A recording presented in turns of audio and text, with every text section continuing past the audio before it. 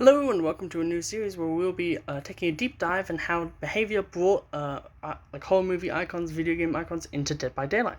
Today's video, as you can see, is Hellraiser. I do have some other ones planned, such as Nightmare on Elm Street, a weird look at Scream, the movie, for the perks of the Ghostface, the Texas Chainsaw Massacre, and the entire Saw franchise. So keep tuned for that. This may be on my Patreon if YouTube doesn't like it. However, I will be restricting the content for only adults due to the fact that this movie is only for adults. Second thing, I do not own the clips of any of the things that you'll be seeing in this video. They all are owned by their respective rights holders.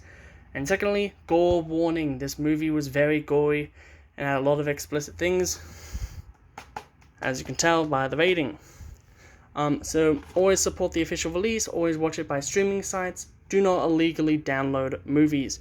I bought this from an op shop, and I was really happy and lucky to find it, because this was around the time when Hellraiser was being released into DVD, and I was like, oh hey, that's amazing timing, I can now get this, and then eventually watch it. I didn't watch it for like 6 months until today. My capture card is finished now. But yeah, so this is the intro. Now let's get into the actual video, and I'll be able to tell you where all of the, like, how they brought everything in and how a lot of, like, every single thing about them is a reference to the movie. So, let's begin, shall we? Hello and welcome to the PC part of this video, so let's get into the explanation of how the series works. What this series is showing how Behaviour brought to life and referenced a lot of things from each of these movies and games to bring us the add-ons, perks, perk quotes, add-on quotes, mores, and the look and attacks and powers of the killers. So for this one, the character obviously is Hellraiser and Pinhead. So Pinhead is voiced by the one and only Doug Bradley, who is the voice actor, well, is the actor of Pinhead in the original movie, which is really cool to see, and I'm really happy that they got to get that, because I love the fact that he talks. It's really cool. So let's get into his power, shall we? His power is the ability to summon the Summons of Pain, I believe it is called. Let's see. Summons of Pain, yep. And basically you can send a chain to hit someone, and that is reminiscent of this scene right here.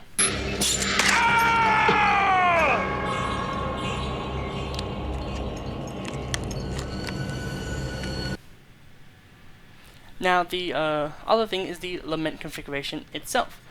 Here is a scene of the lament configuration. What's your pleasure, Mr. Cotton? The box. And here is a scene of Pinhead himself actually doing the kind of like animation he does, but much slower in the movie that he does in the game.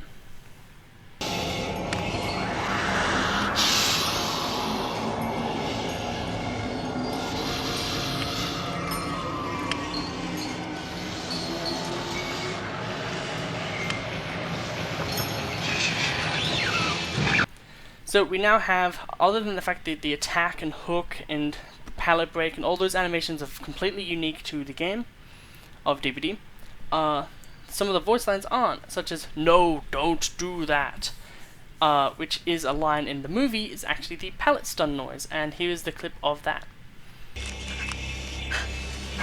No, don't do that. So there's a lot of really cool things that they managed to bring in. And the other thing I would talk about is the fact that usually these icons have some sort of significant meaning to the characters. In this case, it's just more Behaviour fun. Of this one kind of has some semblance to what happened in the movie. This one is just, they're masochists, right? And this one is Chains and Pinhead. Ooh. But yeah, so that was the power, pallet stun, the mori.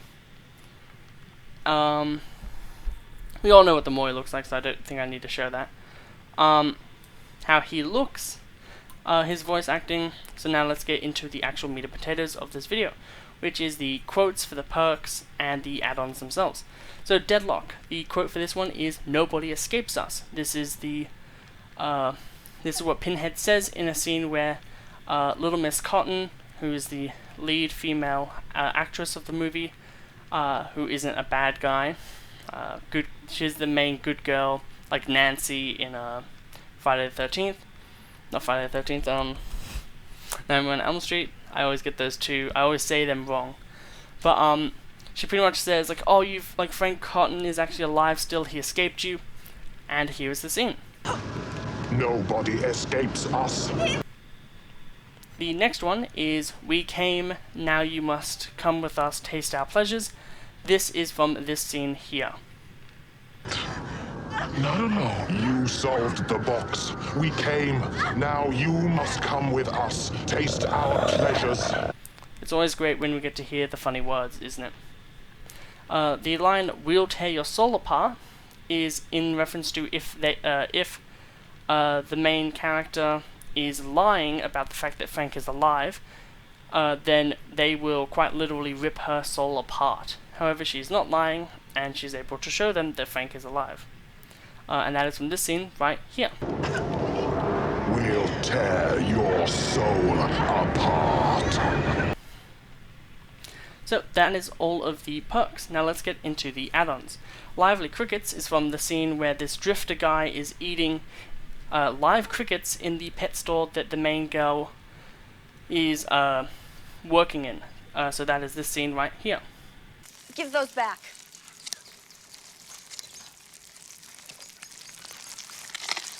Oh my God.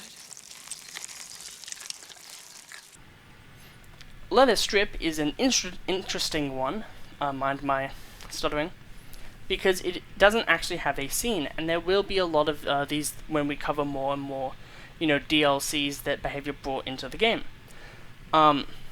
So anyone that's like, oh, this is part of, like, let's say Nemesis had one that's like heart casing, like the thing that his heart is in, like that isn't, like, that's in the game, but that's in this visual design. I can visually show you that that's there.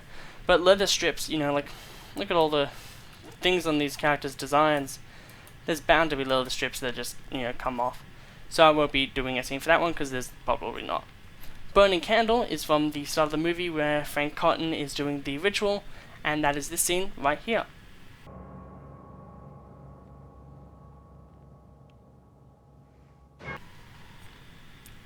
The Bent Nail is a small scene because it's mixed in with all these flashbacks of icky things, and here is what the Bent Nail does.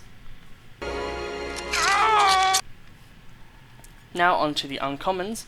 The Wiggling Maggots is from this scene where the main girl is hiding from Frank at the end of the movie and bumps into a corpse that she didn't know was there, and maggots comes out of his mouth. So this scene right here.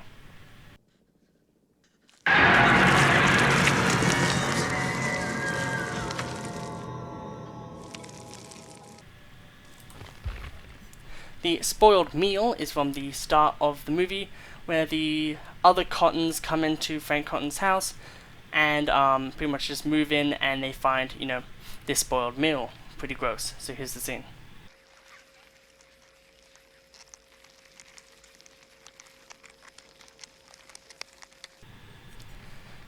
The Skewered Rat is from this scene here, if I have it. If not, then c'est la vie. Where pretty much Frank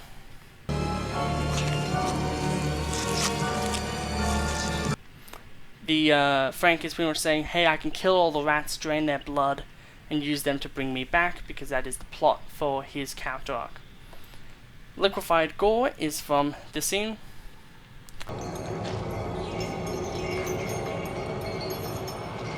It's just gore.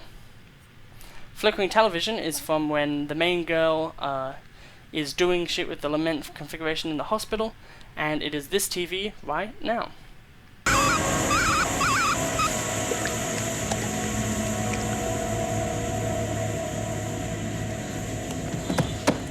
Come on!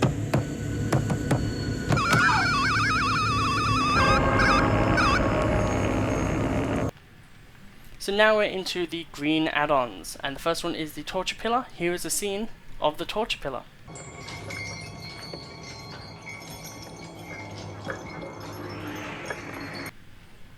It should also be put in reference that the torture pillar is what is used in the Moi for Pinhead. So they obviously got the iconography for this and the iconography of what I showed for the Moi.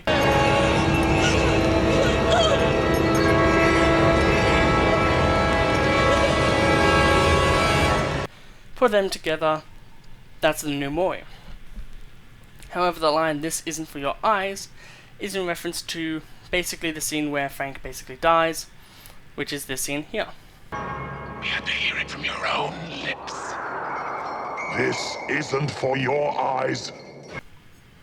The next one, which is Slice of Frank, here is the scene of the plaster, I think, Slice of Frank that they made.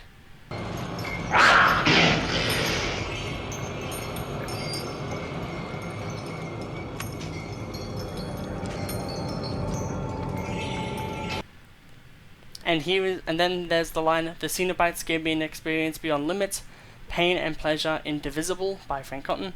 That is this scene right here. The Cenobites gave me an experience beyond the limits. Pain and pleasure indivisible. Larry's remains. The scene of this one is basically Frank is now using Larry's visage by doing this kind of sacrifice on him and taking his body pretty much. And here's and then there's his remains. Here is a scene of the main girl crying over his remains. Oh my God! Daddy! Daddy! No, don't mourn him. He was... And here is the scene of the line, "We want the man who did this." We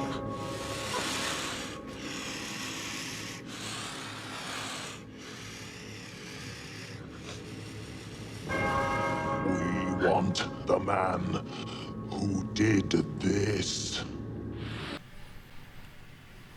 Larry's blood doesn't look like this add-on does, because this is obviously a blood vial. However, Larry's blood itself is from this scene here.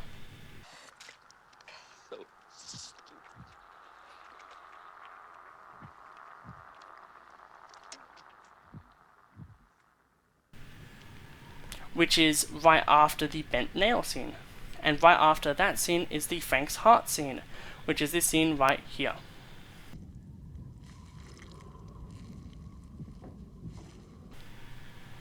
And the line "nobody escapes us" is used by Pinhead when the main girl pretty much says, "You missed Frank, he's actually still alive," and tries to bargain with the Cenobites for her own life.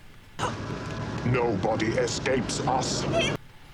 All of the ultra rare add-ons are actually references to the different Cenobites in the movie, so here's Pinhead. However, the line "no tears please, it's a waste of good suffering" is one of the things he will say when he hooks the survivor, and 2 is from this scene here. Oh, no tears, please. It's a waste of good suffering. The impaling wire is in reference to the female Cenobite, who is seen here. Not leaving us so soon, are you? The greasy black lens is from Butter Blub, I believe his name is, the Butter Blub Cenobite, and that is this Cenobite right here. Steve!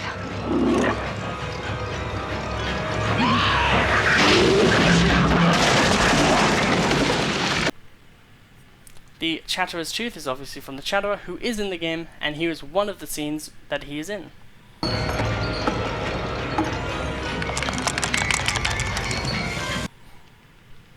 For the iridescent lament configuration, here's another footage of the same footage I showed you of the lament configuration.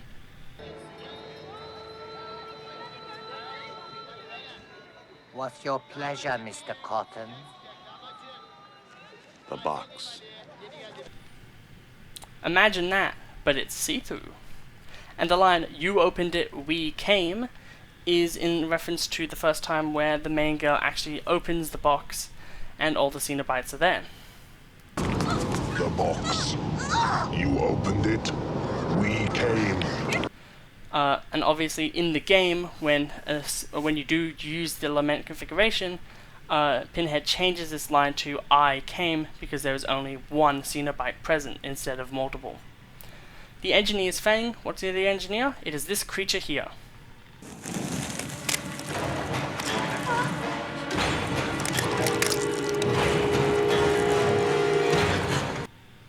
So that is the thing that is actually being, that's the fang of that creature, hitting into you and causing the extra damage.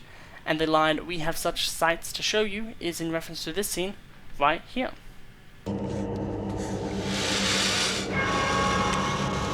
We have such sights to show you. So with that, we have the power, weapon, general design for the basic costume, the Mori, the perks, and the add-ons done. So the last thing I would like to show is some of the costumes. Obviously we have the Chatterer. Here is another scene of the Chatterer.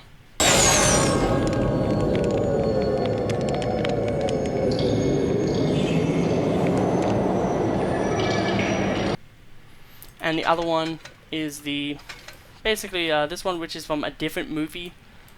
But I think it's cool, and this is my preferred one to use just because it makes them look like Megamind. Yeah. So I hope you all enjoyed this episode. This is going to be a series that I do in the meantime, because I do have to grind a lot to get the other episodes of the budget series going. So I hope that in the meantime these can satiate your desire to have more content. So other than that, I hope you all have a lovely day, and as well, fun fact, I have a PS2 coming, and all of that stuff, and Silent Hill 2 and 3. As well as the original Resident Evil 1, 2, and 3 from Japan coming over. So I'll be playing those in Japanese for the channel. So I hope you'll all look forward to watching me play through those as well. So with that, have a lovely day, and I hope you enjoyed this new type of content.